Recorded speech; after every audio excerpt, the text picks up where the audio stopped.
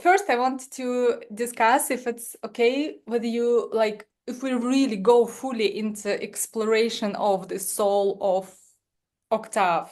Before I answer, I'd like to understand your definition of the soul of the brand. For me, the idea of the soul relates to, first of all, the identity, who you are, and then the impact that you make, like all the spectrum of what feels valuable, important, what makes you alive. You know, all of that for me is the soul.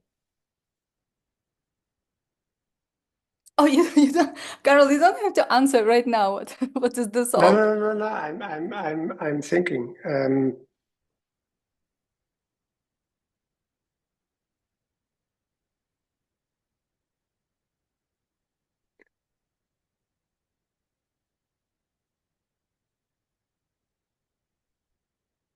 I think our brand, in terms of a luxury brand, in terms of soul, I think the first aspect, before we define what the soul is, I think it's important to state that it tries to have a soul, which is something that for a lot of contemporary luxury brands is not really the case anymore. I think in the current luxury landscape, there's a lot of big brands that bear the name of great people in the past. Dior, Coco Chanel, like really great people, but are now transitioned in a context of taking that original soul of that original person, putting it into a copy machine and selling high margin products to China, the US, to big mass markets. And it's important to state that we try to have a soul. And I think it's not always the case anymore. I'll give an example in the jewelry market. Vintage Cartier pieces are now more valued than contemporary Cartier pieces, because contemporary Cartier pieces is, and I think vintage Cartier pieces bear that authenticity. Before you answer like what the soul is, it's important to state the ponderation factor of the soul in the equation of value of the brand. I don't know if I'm explaining myself. Yes, Karel, it is really beautiful. Really, I have goosebumps because it's true what you're saying. So in our case, the identity of our brand is, or the value proposal of the brand is a definition of luxury as information/storytelling. A couple of years ago, I read Sapiens by Yuval Harari. I don't know if you've read it. The core concept of the book is that what distinguishes humans from other species is their ability to organize in a massive and flexible way around collective stories or narratives. And then he basically develops that everything is a story. So the United States doesn't really exist. The buildings of the United States exist. The tanks of the army of the United States exist. But the United States as such is a collective fiction in the minds of everybody. The same with the dollar, now Bitcoin, and religion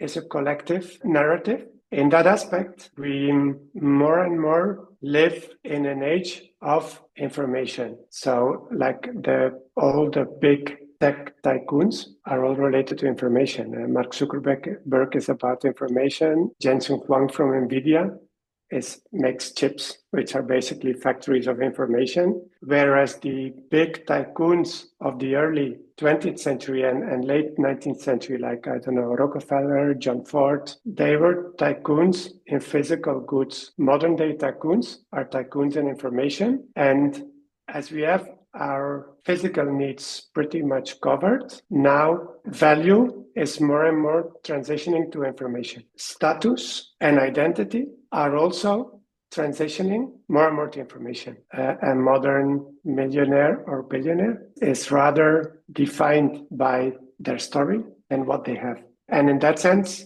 jewelry as an expression of identity and status is still anchored today in I'm putting gold and precious stones on my body so everybody can see I have money, which is a bit old-fashioned, no? And I think it's an expression of it's an expression of identity, and it's an expression of status that is very much still anchored in the past, I think. In that sense, the purpose of our brand is redefining jewelry as an expression of identity / status in terms of gold and precious stones to an identity based on information and storytelling, so that the intrinsic luxury is a story. And for that, we had two options. Option one was invent a story, or option two was basically, I don't know who said it, was Einstein, I think, or standing on the shoulders of giants. Basically, we plugged into the greatest story of all, which is human history. So in that sense,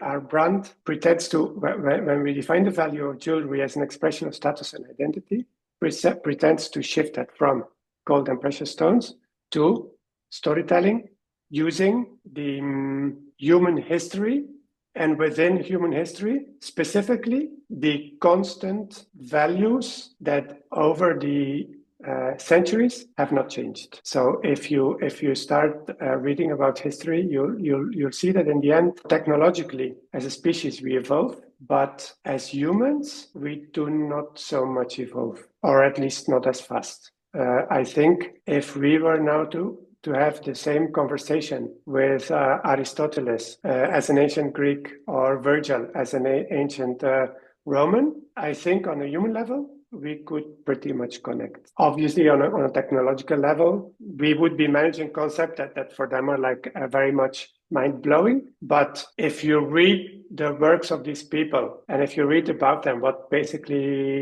thinking about, the basic human values have really not changed. And that's very, very interesting, because the small ancient objects we work with, some of these are like, we work with things that are like 5,000 years old. Wow. Like we've built jewelry with objects that are like literally 5,000 years old. But as a brand, in terms of that storytelling, you have two options. One option is you talk about the past, you talk about past humans, or you use these objects and you talk about the present and you link these objects with the present. And that's what we do. So we do not try to be a brand that is just framing ancient objects for the coolness to have like an ancient object on you. But we pretend to be contemporary brand that talks about deep, constant human values that have been constant over time. So I personally believe that we're in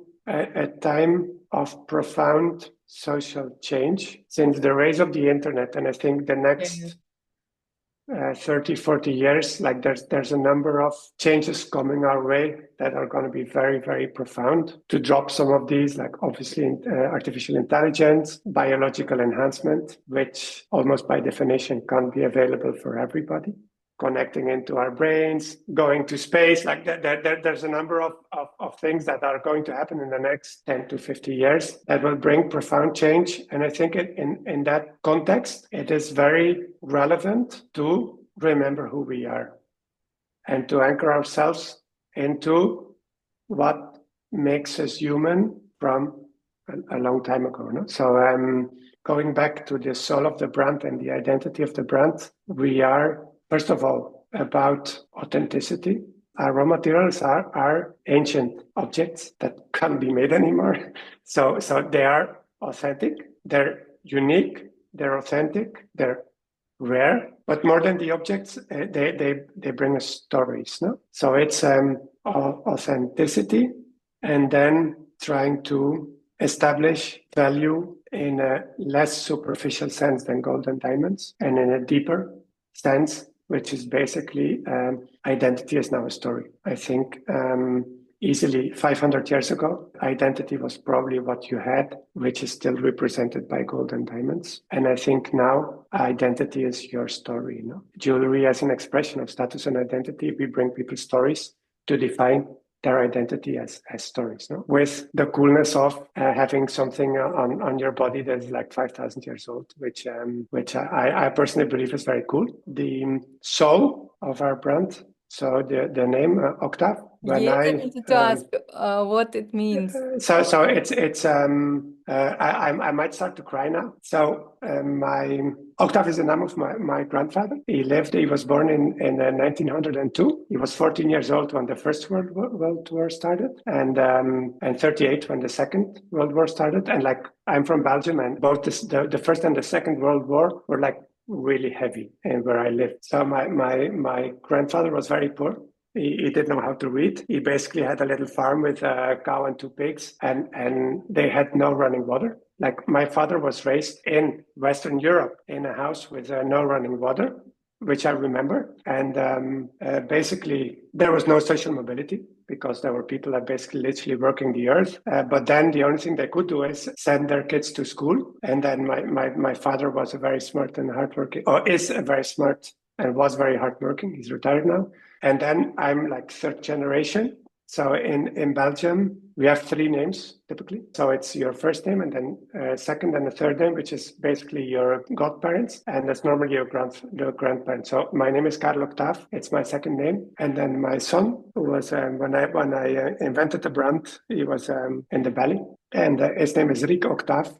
So when I was looking for a name for the brand, I was like, I knew I needed the .com domain. And like, I don't know if you ever tried to find a free .com. It's like impossible. And I was looking like all these names, and then I looked at all these illustrious brands like Christian Dior, Coco Chanel. Many of these people, like Louis Vuitton, was like, he had money, and many of these people, like Coco Chanel, no, but many of these people, like, they had money, and they were like, there's like this glamour thing about them.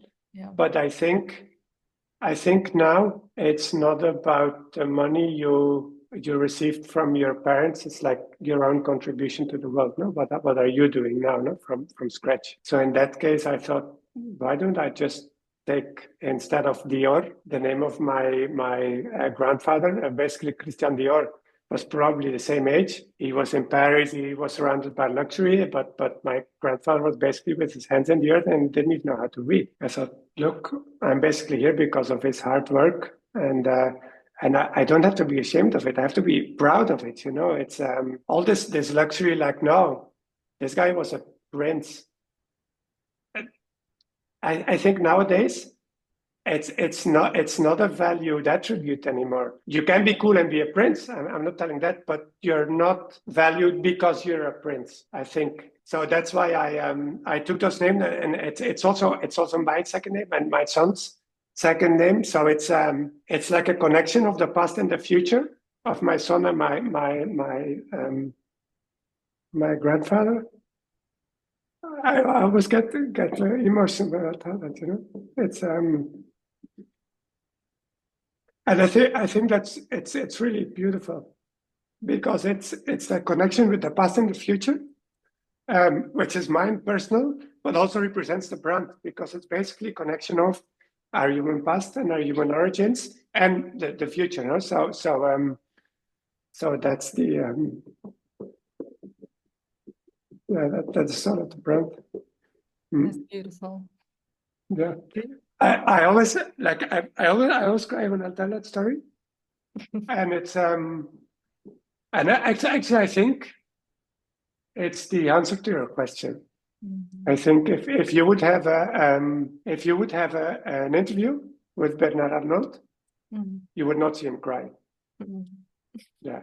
I think it's easier to talk with Bernard Arnault about numbers and markets and turnovers. The fact that I cry is the proof that brands like us have a soul, you know, and then it's for the consumers to decide what they want to buy. You know, if they want to buy something churned out of a copy machine, or if they want to invest or appreciate something deeper, you know. And I'm not talking about money. I'm not talking about anything. I think people that buy luxury now, like Bill Gates, doesn't need to put gold on his body to prove that he has all the money in the world. You know, I think it's really a thing of the past. So I think a lot of people now, in terms of definition of their identity, they're more thinking about their story than about the projection of external superficial things. So that's I think, in a nutshell, the essence. It's more difficult to convey because you can't talk with potential customers. Like it's difficult to have a 1-hour talk with potential customers, no, and many times they don't really care. Many guys just want to show off to their wives, girlfriends, or potential girlfriends, and then many women just want to some bling in their life. What inspired you to start the brand? I mean, just it's something very specific. Very specific. My professional history. I've always had an ambition to be an entrepreneur, which in my case is not obvious because I don't come from a lineage of entrepreneurs. I had a company that in the end was fairly big, and we were basically doing programmatic or algorithmic buying and selling of internet traffic. So we were basically buying banner space, so publicity space, buying and selling banner space in real time at a large scale.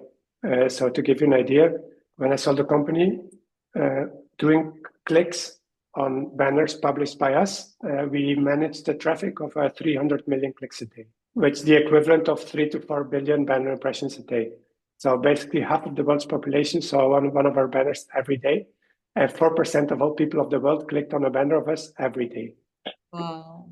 Yes, it's a lot. And big influence. No, not really influence, because it was buying and selling all the time, trading, algorithmic trading. I had a company for 10 years. We made a lot of money. I was able to sell it. And then after selling it, I was basically thinking what to do next. And the reason I tell it is that my first venture was about basically a business of arbitraging and basically making a profit out of inefficiencies in the market. So you see inefficiencies, you buy cheap, you sell more expensive, a lot of algorithms. But in the end, it's still solving inefficiencies, which I think is, in the early days of the internet, the early businesses of the internet were about solving inefficiencies. So basically making things more efficient. Like Skype was basically making international phone calls cheaper. Gradually, as the medium evolves, the medium, which would be internet, not only solves inefficiency, but also creates its own inherent value. Start creating value that could not have existed in other media before. In the case of the internet, the value of the internet is human connection and storytelling. It is by far the most powerful tool that ever existed to connect humans and to create stories or narratives and wrap people into those narratives. That by far, that nothing in the past even comes close. So I was looking for a project to instead of solving inefficiencies, really try to create value. And I started taking an interest on the whole storytelling thing after reading Yuval Harari's book. So I was, during a couple of months, investigating how I could build something that would create value out of the internet, like intrinsic, in terms of storytelling, and how these stories could create a value and then eventually monetize. No? So I was looking at a lot of things. And funny enough, I ended up focusing on luxury because in the profit and loss equation of a luxury brand, I read it somewhere that if you buy a Louis Vuitton bag, 10% of what you pay is the actual production of the bag. And then 50% is marketing. And then 40% is margin and sales. So if you look at that, the actual value of a Louis Vuitton bag is not the bag, which is an item you use to put things in it and take from point A to point B. It is a story. So essentially, the value of Louis Vuitton is a story. The value of Cartier is a story. I came to a conclusion that, funny enough, if you look at luxury, if you define the intrinsic value of a luxury brand as its story, it would make sense that out of the internet, which is this new medium for storytelling, 1,000 times more powerful than all previous media together, that there would raise native brands that come out of the internet in terms of stories that are being created, no? And natively, not like I'm Dior and I do an Instagram, but no, like reinvented from within, like stories that are being built within the internet, which I think you now see somehow happening in terms of personal brands in the social networks.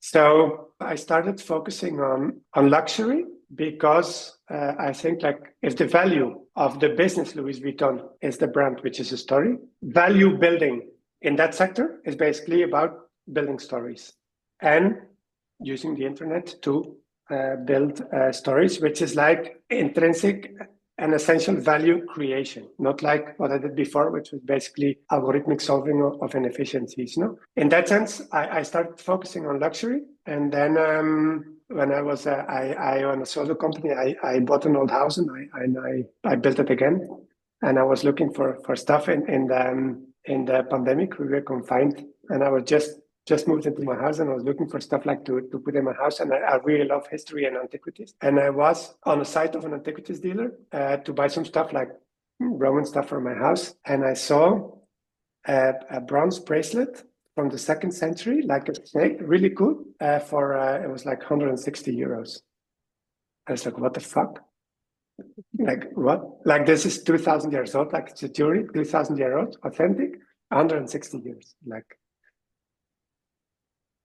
My first reaction was like, this can't be authentic. So I started investigating and it was authentic. And then it was a snake, and I went to, I think it was Bulgari, who has like a line of, it's called Serpenti. They do like snakes inspired on ancient Rome. And it was like, I don't remember, like 15,000 or something. It was like 100 times more. And it can't be that the golden knockoff or photocopy of something authentic costs 100 times more than something authentic. Like there's something wrong. And even if you ponderate the gold and the diamonds into the value equation, like not even then you can justify the value of this. So my conclusion was that the only reason why this is happening is that like nobody really put into value these stories that come with human history. So that was basically the original inspiration. So I ended up in jewelry because I think out of all the terms of items of luxury within fashion, jewelry is the one that is still the most anchored in the past, because it's still like gold and diamonds, like really, like 2025. You're still identifying, you're still like defining your identity with gold and precious stones. I want to ask about your relationships with antiques before this brand. With not too much. With history, yes. So I consume. Yes. I consume an absurd amount of history. Oh, really? Like yes. I like it a lot. I also like. I live like in the past and in the future. I was I'm an engineer, so I had an original training in AI, which when I was studying, all of the stuff they have now didn't exist yet. Personally, like the only thing I put on my body as jewelry is basically stuff from us, which is like I really like having something on my body which is like 3,000 years old, knowing the story behind the object. I think it's extremely cool, and feeling connected with the human that 3,000 years ago put his love and his soul into making that object, and I'm still wearing it. You know, it's I think that's extremely cool. Like if any creator of whatever, fashion, art, utility, a piece of technology, if you could just imagine that a human in the year 5,000 will be wearing and using what you're making today, I think that's like, you know, and in our case, it's really the case. Like it's 3,000 years back, 3,000 years forward. Like that's the jump in time beyond all the strategic and conceptual things that I told you. I just think it's super cool. But what is it? Like, what is that piece of jewelry that you are wearing? Can you please say it again? I Because can get you one. If you give me 1 minute, I'll show you yeah, one. yeah, yeah. I would like to see Yeah. it. Yes, please. It's the only thing I conceptualize myself. So it's so this. Can you see it? But what So is it's basically it's you put on your. wow. We call it hip link, and it's basically you just put it on, and this is a bronze statue of a bird. Ah, This is a Luristan bronze from West Iran, and this is from 900 BC. So 900. this is a literally 3,000 years old. Wow. And and it's we called it hip link. It's like a category of jewelry that doesn't really exist. I think contemporary jewelry doesn't really appeal. It's like yes, gold and stones and colors and like I want to wear a story. And in that aspect, I just want to put a story on my body. I don't want to put stones on my body or colors on my body, or I like wearing a story on my body. And I like to have a story like being part of who I am, no? And we've got several of these and I think it's just really cool. Like it's not conspicuous, like nobody would know. It's really like low-key luxury. But at any time, I know I have something on my body which like was literally built by a person 3,000 years ago. And that I think is something special. And like with like an identity, with like in genes, I can put in my body and I think it's just, for me, it's really, really like luxury. Like it's in terms of a story. Like it's, I personally feel that it contributes to who I am. How do you select your stories? I mean, Can I share in Zoom? yes, Can I share my screen? yes. Okay, so can you see it? Ah, yes. This is these are Sasanian seals. So the Sasanian is the third of the big Persian empires. So the Persian region, there were three big empires. There were first the Achaemenid, which is basically the counterparts of the Greeks with the Battle of Marathon, etc., etc. Then the Parthians, which are the counterpart of the Romans, and then there was the Sasanians, which ended by the Islam. No, so these are the Sasanian seals, which are like small, like dome seals. So the piece we made we call it dog tags, and it's inspired on the military dog tags in the War of Vietnam. They were like these typical chains with like little bolts with two tags with their names on. So if they died on the field, they could rip one off and then leave the other one on the field. So it's called dog tags. It's an identity tag in a military context. We've made these dog tags In a contemporary way. Yes. So let me show you the Military dog tag. yeah this. Ah, okay.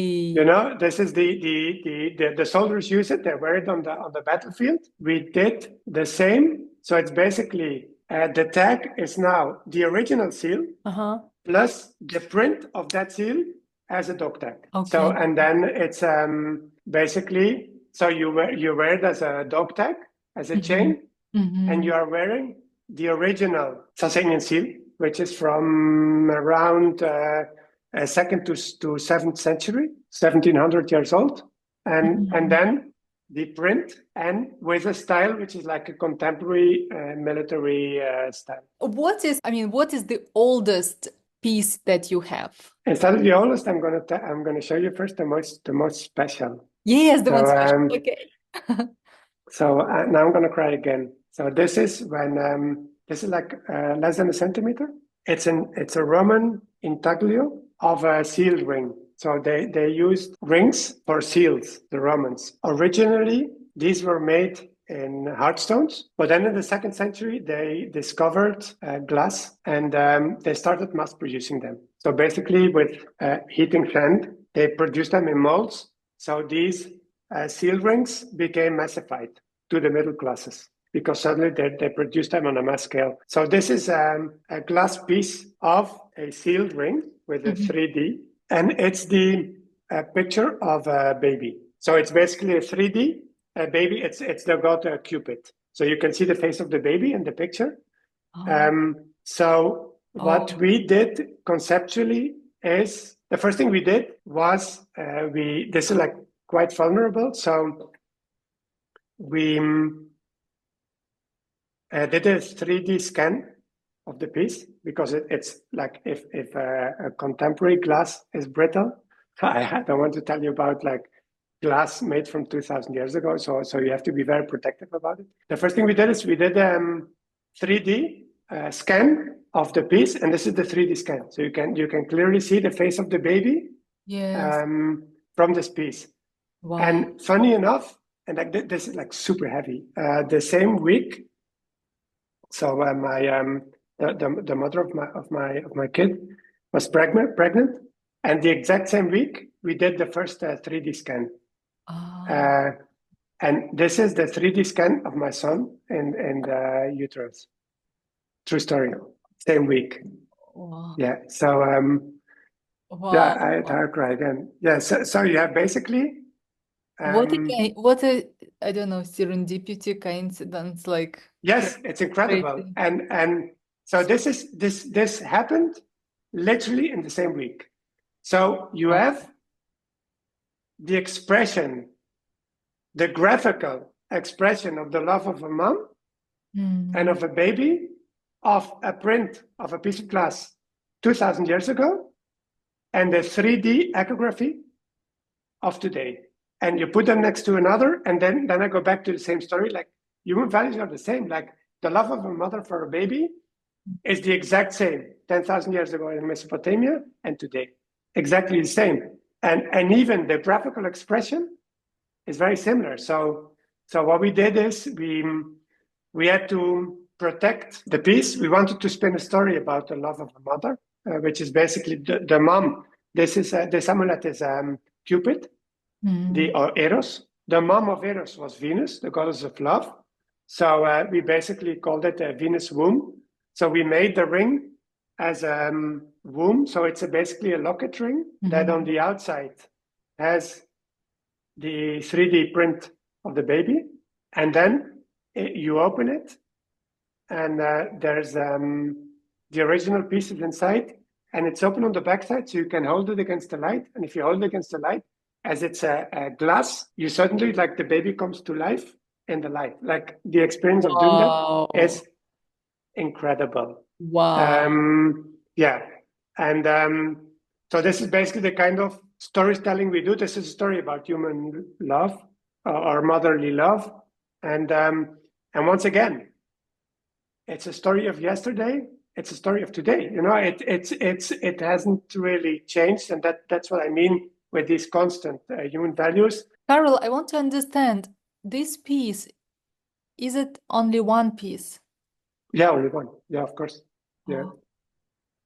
Yeah, because there's only one antiquity like this, and like it took us a year and a half to make. Really? Like to conceptual, of course, you have to do the 3D scan to conceptualize. It took us a long time to make this. 1 year and a half. Yeah, a year and a half, easy. I feel like deeply impacted by this moment of how all things are coming together, you know, and they impact greatly. And okay, you're back. What about the oldest? You showed me the the oldest.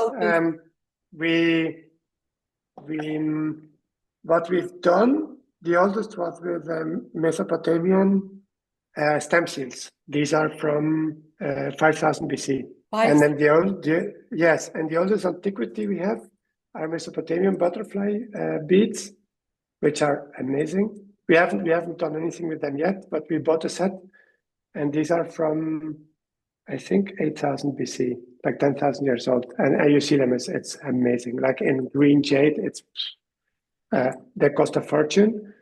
But then again, if you compare them with precious stones, like I was at Gem Genève, which is like a jewelry show in Genève, and just in front of us, there was a guy selling opals he was from Australia. He was literally a miner. He was selling opals. And there was like this set of like two opals. They were like this, like 2 centimeters a pair. And I went like just out of curiosity, like how much would this be? And I don't remember the exact number, but I wasn't in like 200,000-300,000 for 2 stones.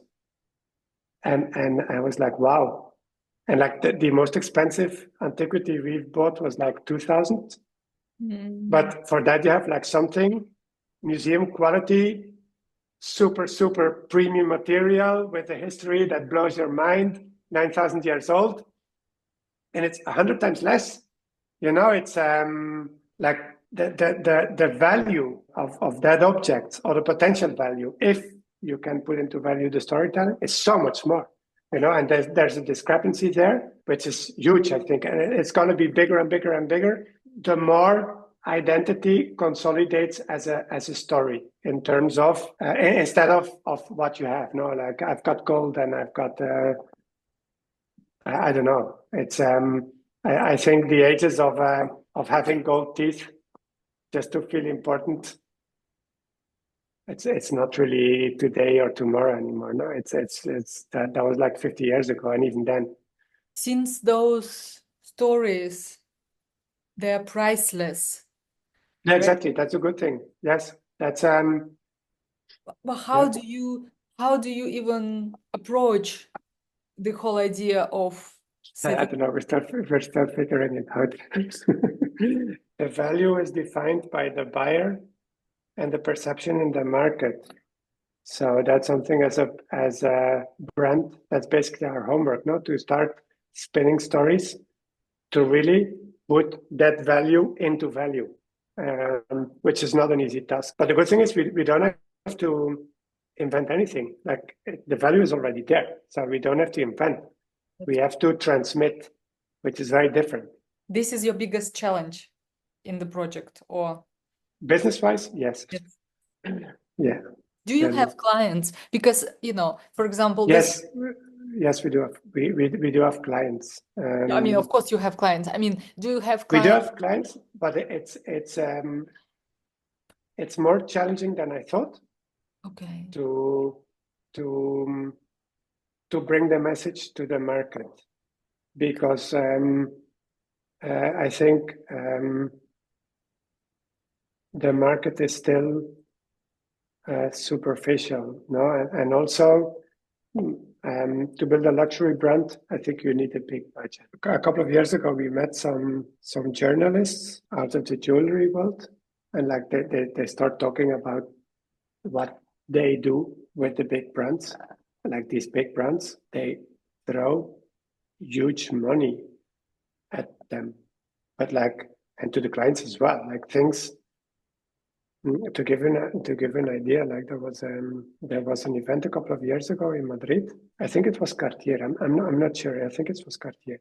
For 2 weeks, they rented like the biggest palace in the center of Madrid, and it was in the summer. And they did an event. I think it was like a dinner for like 100 people. Oh, this I've got, like a journalist told me. I wasn't there. Okay, and they did a dinner for 100 journalists and top clients for 100 people in an ancient palace with live music by the Black Eyed Peas. So that's who you compete against, you know. So when these guys, in my personal opinion, they lack a soul, but then again, they have heavy machinery in abundance, you know. So that's something we haven't really figured out yet, no, and that's about building our brand. And there, even if we have intrinsic value, it's a very difficult exercise, which is work in progress. But that's the beauty of it, you know. It's if it would be easy, it wouldn't be an interesting project, you know. Yes, that's true. That's true. Yeah, if doing the summit of the Everest would be easy, it wouldn't make any sense to go to the Everest. Those clients who understand the essence of your brand. It's a bit random right now. It's we have a small community on Instagram, And from time to time, suddenly somebody from Vancouver buys a piece of jewelry out of the blue. And yes, it's for the moment, it's a bit random still. When someone buys your piece, the piece that you made, is it important for you that they also understand the story, or the fact that they are buying it is kind of okay? Maybe with the money, it means that they appreciate it. Yes, yeah, but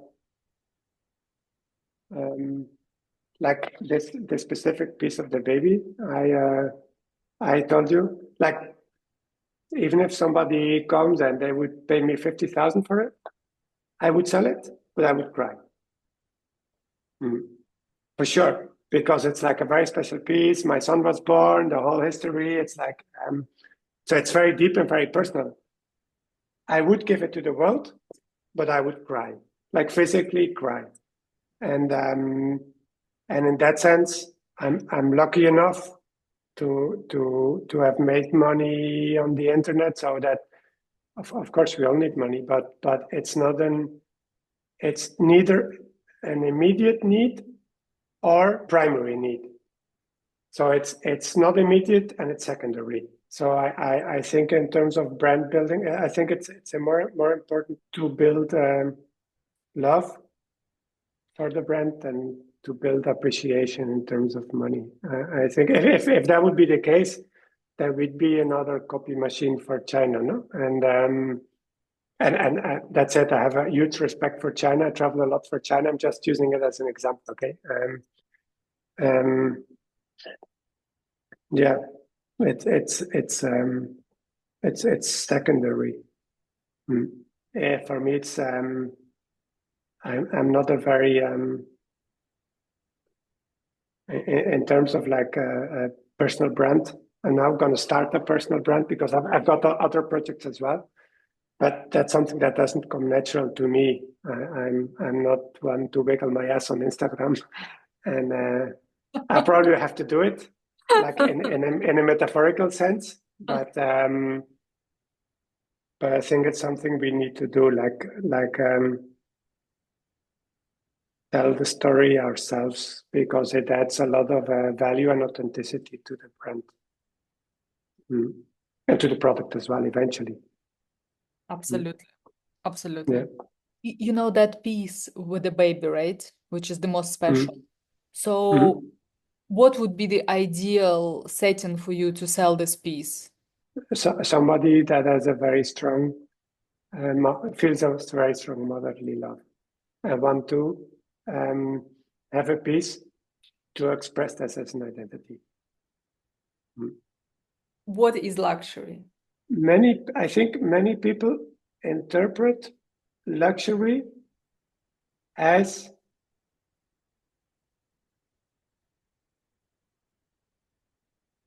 anything that goes beyond the basic needs. So this is a luxury. I don't really need it, but I have it because I want. So it's a luxury, no? That would be the definition that most people do. In times of scarcity, luxury would be the first thing to go. And I think that is the dominant interpretation in the market.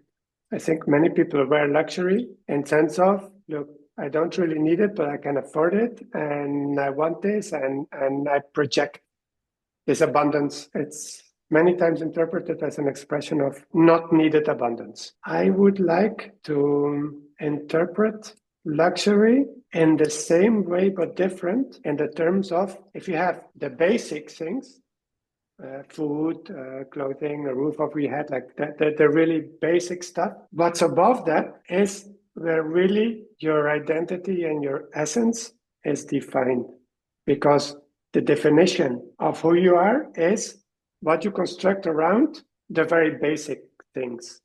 So in that sense, if we interpret, you have the definition and the interpretation. The definition and the context would be the thing that is beyond the basic. And then the thing beyond the basic can be a projection of, as I told, abundance, like I want this, I don't really need it because I want it. And another could be definition of yourself, because what's beyond the basic is what really defines you. And for me, my interpretation of luxury is this one, which I think it's what is beyond the basic that defines you.